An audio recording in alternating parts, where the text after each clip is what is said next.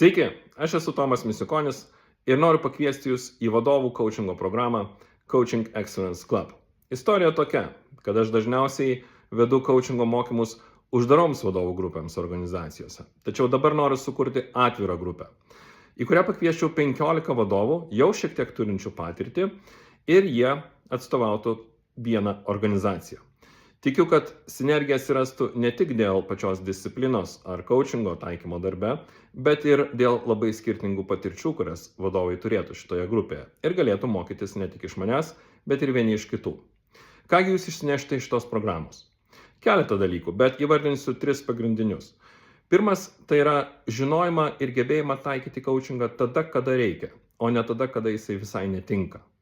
Būna, kad vadovai grįžę po mokymų ima ir uždavinėja klausimus visiems iš eilės, taip šiek tiek erzindami savo komandą. Tai aš pamokysiu, kaip to nedaryti ir kaip pasirinkti tas situacijas, kur coachingas iš tiesų tinka.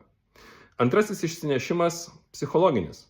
Vadovai galvoja, kad coachingo pokalbis geras tada, kai jie žino ir moka užduoti daug gudrių, sudėtingų klausimų. Tačiau viskas sukasi ne apie klausimus, o būtent apie Jūs ir Jūsų būsenas, kurios nutinka pokalbėje. Tai kaip tas būsenas valdyti, kaip susijęti savo santykį su pašnekovu, kaip užtikrinti pokalbio komfortą, gylį ir jo išmintį, visa tai bus mūsų antrajame modulyje ir tai bus Jūsų antrasis išsinešimas. Trečiasis išsinešimas liečia coachingo integraciją į Jūsų kasdienybę. Vadovų pokalbiai ir coachingo specialistų pokalbiai su klientais yra visiškai skirtingi dalykai ir vadovams reikia sumaniai atsirinkti, ką taikyti ir ko netaikyti. Taigi čia aš padėsiu Jums tą padaryti. Jeigu manote, kad dabar geras metas Jums nupūsti dulkes nuo coachingų žinių arba jų įgyti iš naujo, kągi, susitikim Coaching Excellence Club.